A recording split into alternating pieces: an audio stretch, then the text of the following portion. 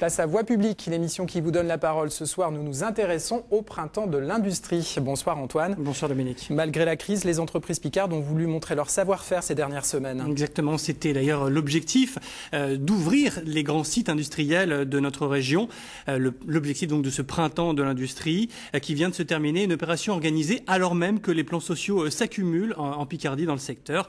Comment ne pas parler de Continental, de Valeo, de Goodyear et de tous les autres dans cette période de crise? C'est la question de l'avenir de l'industrie en Picardie qui se pose forcément, car il reste, et c'est un paradoxe, des opportunités de carrière dans le secteur.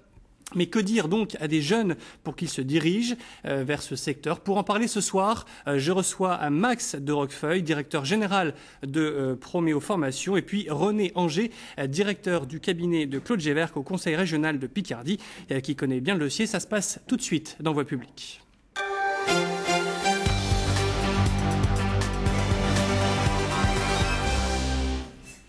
Messieurs, bonsoir. D'abord, merci d'être là. J'ai envie de commencer avec vous, René Anger. Le Conseil régional donc a organisé le printemps de l'industrie. Est-ce qu'il y a un moment où vous vous êtes dit on va peut-être pas le faire, ce printemps de l'industrie, vu l'ambiance actuelle?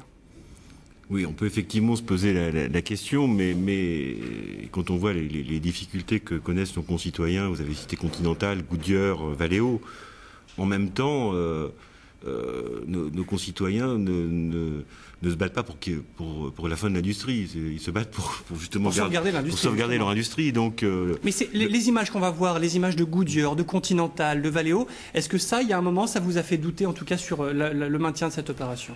Non, quand même pas, parce que je pense qu'effectivement, il est important de dire qu'en Picardie, il y a une industrie qui est forte, hein, c'est une des plus fortes de France.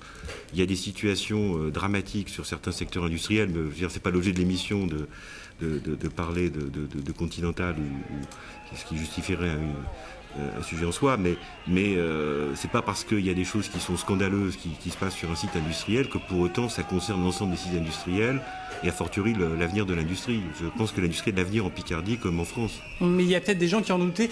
Max de Roquefeuille, vous qui faites de la formation, aujourd'hui, qu'est-ce qu'on dit à un jeune? On lui dit va quand même dans l'industrie, il ne faut pas avoir peur de ces images fortes.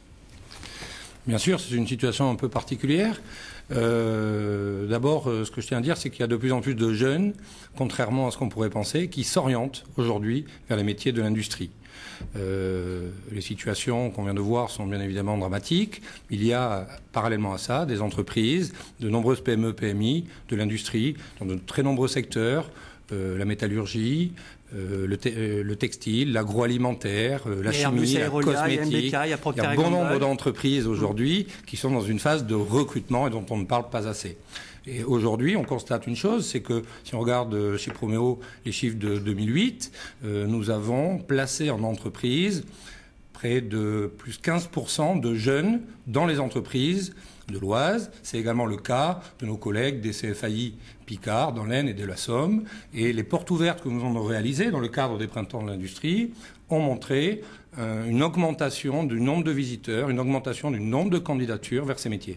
Alors c'est vrai que l'image, en tout cas, des industriels avec la crise s'est considérablement dégradée. Je vous propose d'écouter ce qu'en pensent nos téléspectateurs.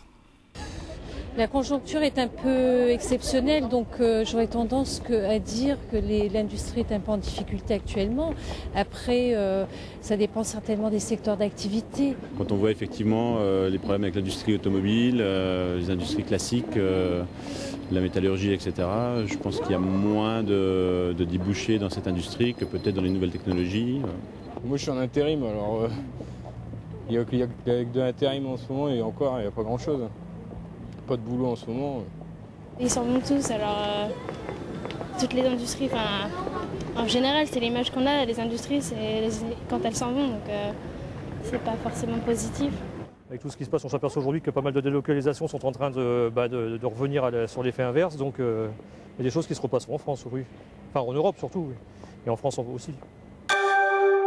La relocalisation, est-ce qu'aujourd'hui on peut en parler? Est-ce que vous dites c'est une réalité aussi? Il n'y aura pas un désert industriel en Picardie? Je pense qu'on doit en parler effectivement.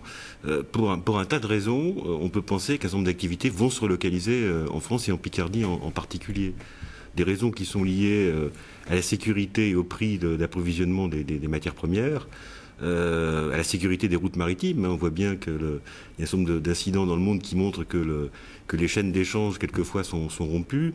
Donc je pense que pour des raisons de sécurité, de respect de l'environnement, un certain nombre d'industriels ont commencé et continueront à relocaliser une partie d'activité sur nos territoires. L'exemple Renault qui relocalise justement la fabrication d'une partie de ces véhicules en France, ça pour vous c'est un signe positif ?